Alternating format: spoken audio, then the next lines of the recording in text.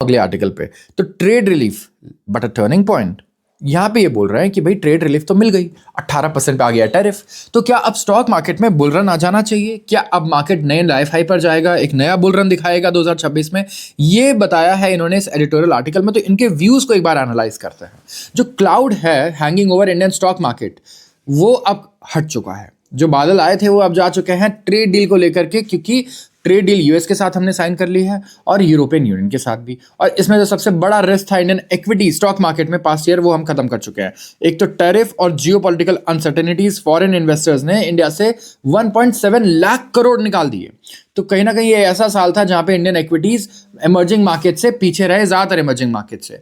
और trade deals already नच कर रहे हैं, जिससे कैपिटल फ्लो अब वापस इंडिया में आ रहा है। तो 1.7 ट्रिलियन का कैपिटल इंडिया से बाहर चला गया था ट्रेड डील की वजह से, और दूसरा जियोपॉलिटिकल अनसर्टेनिटीज की वजह से। अब धीरे धीरे कैपिटल वापस आना शुरू हुआ है, भले ही वो बहुत कॉशियसली आ रहा है। अब बहुत सारे स्मार्ट इंडियन इन्वेस्टर्स हैं, वो कन्विंस्ड हैं कि ये विटनेस करेंगे एक बुल रन। ठीक है, यहाँ से एक बुल रन आएगा। बुल रन क्या होता है? जब लगातार स्टॉक मार्केट बढ़ता है, 10%, 20%, 30% तक बढ़ जाता है, ठीक है, बड़े आराम से, और ये एक तरफा रैली होती है जिसे हम बोलते हैं। तो कहीं ना कहीं यहाँ पे अगर आप देखोगे, specially in small cap stock से कहा जा रहा है, जो 2025 में सबसे पुअर इन्होंने परफॉर्म किया है। तो मार्केट जो है ना, वो सिर्फ अनसर्टेनिटीज के बेसिस पे नहीं मूव करते हैं। ठीक है, ये मूव करते हैं किस पे? ग्रोथ के बेसिस पे। सबसे पहले तो ग्रोथ बड़ा इंपॉर्टेंट होता है यहाँ पे, और अर्निंग्स। एंड जो स्टोरी है वो और ज्यादा कॉम्प्लिकेटेड है इससे। इंडियन इक्विटी मार्केट्स दो मेजर चैलेंजेस फेस कर रहे हैं, एक तो वीक डिमांड और हाई वैल्यूएशन। यस, तो आप कहोगे यार अब तक तो लोग टैरिफ बोल रहे थे कि स्टॉक मार्केट गिर रहा है, अब टैरिफ हट गया तो बढ़ नहीं रहा है। अब बढ़ नहीं रहा है, ये क्या नया प्रॉब्लम्स आ गए? एक तो वीक डिमांड हो गया है और वैल्यूएशन भी ज्यादा हो गई है। तो एक बार इसके ऊपर हम लोग डिस्कशन करेंगे आज, क्योंकि राइटर कह रहे हैं कि ये एक इंपॉर्टेंट चीज़ है जिस पे हमें फोकस करना होगा, और इंडियन इंडस्ट्रीज को भी बहुत फोकस करना होगा इसके ऊपर। तो सबसे पहले तो नो साइक्लिकल अपस्विंग। एक बुल रन जो है यूजुअली ड्रिवन है by a cyclical economic upswing, जहाँ पे लो स्टार्टिंग वैल्यूएशन होता है। तो इंडिया में ये कंपेलिंग केस है ही नहीं, अट्रैक्टिव है ही नहीं, दो काउंट्स पे। सबसे पहले तो इंडिया का जो डोमेस्टिक डिमांड है वो अभी भी बड़ा फ्रेजाइल है, अभी डोमेस्टिक डिमांड में जंप नहीं देखने को मिला है। ऑल्दो जीएसटी के रेट कट भी आ गए हैं, इससे एपिसोडिक कंजम्पशन बम्प भी आते हैं, मतलब कि कंजम्पशन ऊपर जाता है लेकिन फिर नीचे आ जाता है, फिर ऊपर जाता है, फिर नीचे आ जाता है। तो इस तरीके के पंप्स आ रहे हैं, और जो ड्राइवर है परचेजिंग पावर का वो मिसिंग है कहीं ना कहीं, जैसे कि वेज ग्रोथ। लोगों की सैलरी ग्रोथ इंडिया में नहीं हो रही है, और वेज ग्रोथ की स्पेसिफिकली बात की गई है जो रूरल इंडिया में होती है, लेबरर्स की, और ये वीक है एंड स्टैग्नेंट है for the past few years. अगर आप इन्फ्लेशन को एडजस्ट करते हैं तो इससे मास कंजम्पशन पे काफ़ी असर पड़ा है।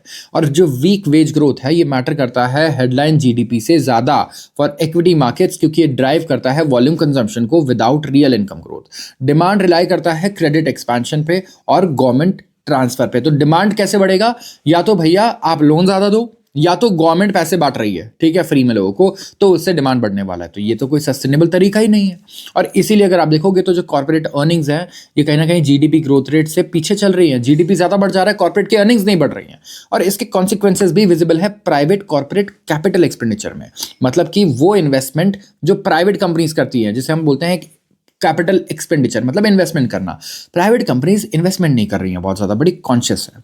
अगर आप देखोगे तो जो ट्विन बैलेंस शीट क्राइसिस है 2010 का, और जो बैलेंस शीट्स हैं वो हेल्दियर हैं, पहले से काफ़ी हेल्दी हैं, ज़्यादा डेट नहीं है, सब कुछ बढ़िया चल रहा है, लेकिन कैपेसिटी यूटिलाइजेशन इंप्रूव नहीं हो रही है। मतलब मेरे पास 100 प्रोडक्ट बनाने की कैपेसिटी है, पहले वो तो खर्चा कर, मतलब वो तो यूज़ हो जाए 100% जो एग्जिस्टिंग है, तब तो मैं नई कैपेसिटी बनाऊंगा, नई फैक्ट्री लगाऊंगा, लेकिन वो ही नहीं हो रहा।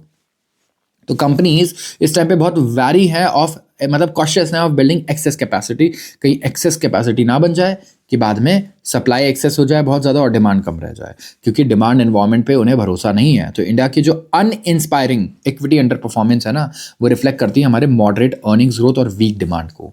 ट्रेड नॉर्मलाइजेशन जो है ये हेल्प कर सकता है हमारे एक्सपोर्ट ओरिएंटेड सेक्टर्स का, जहाँ पे इंडिया ऑलरेडी एक कंपेरेटिव मार्जिन पे प्ले कर रहा है, जैसे textile, generic pharmaceuticals, parts of speciality chemical हो गया, इंजीनियरिंग एक्सपोर्ट्स हो गए। लेकिन इनमें से कोई भी अगर आप देखोगे तो ये कोई भी एक न्यू ग्रोथ इंजन नहीं है। ये बेनिफिशियरीज हैं ग्लोबल ट्रेड रीओपनिंग के, और इंडिया का जो शेयर है ना ग्लोबल मर्चेंडाइज एक्सपोर्ट में, वो भी अराउंड लो सिंगल डिजिट ही रहा है सालों तक अगर आप देखोगे।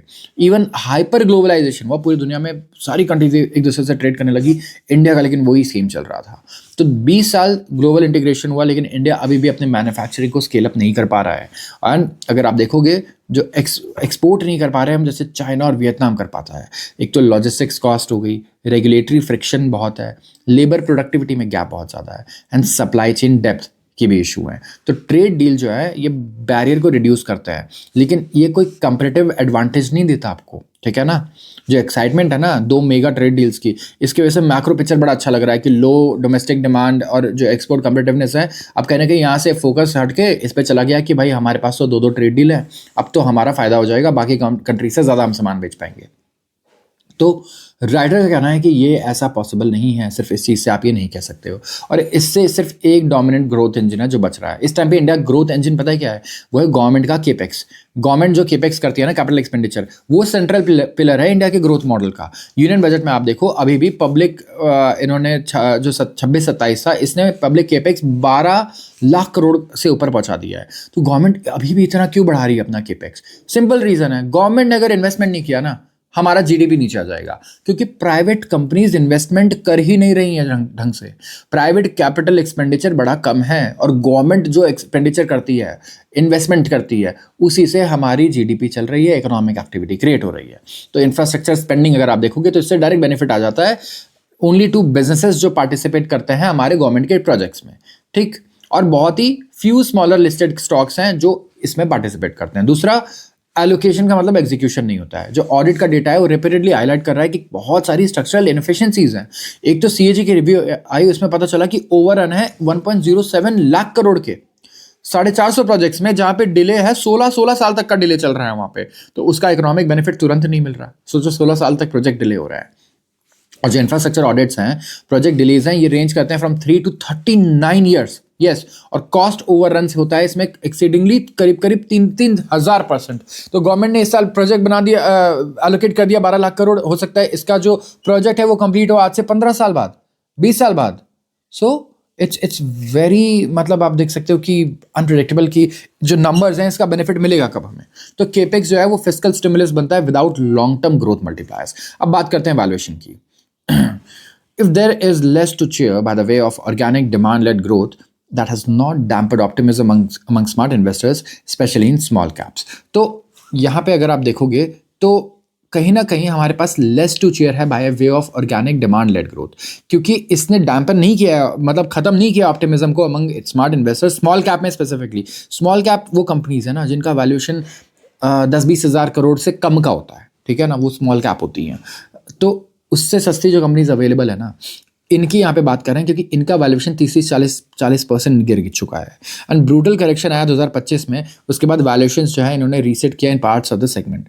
जो स्मॉल और मिड कैप इंडेसेस हैं ये शार्पली नीचे गए हैं during risk of phases last year, और यहाँ पे फॉरेन आउटफ्लो भी बहुत ज़्यादा देखने को मिला है एंड डोमेस्टिक लिक्विडिटी टाइटनिंग। तो इसकी वजह से परसेप्शन बन गया है कि एक साइक्लिकल बुल रन जो है ना वो आएगा अगर लिक्विडिटी वापस आएगी। लिक्विडिटी क्या होता है? पैसा, दैट्स इट।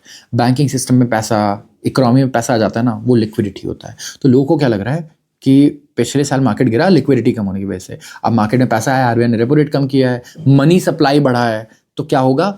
मार्केट ऊपर चला जाएगा। तो यहाँ पे एक इट इज़ ऑल्सो कंडीशनल, ये भी कंडीशनल है अर्निंग्स रिवाइवल पे, कि करंट वैल्यूएशन जो चल रहा है इंडिया में कंपनीज का वो उस हिसाब से चल रहा है कि आगे बहुत अच्छी अर्निंग्स होगी, लेकिन क्या वो अर्निंग्स हो रही हैं? ये भी तो इंपॉर्टेंट है। अगर नहीं होंगी तो वैल्यूएशन यही रहने वाला है, और वो भी प्रीमियम ही है, आप प्रीमियम मानो। तो जो प्रीमियम है ना वो वाइडन होता जा रहा है रिसेंट ईयर्स में।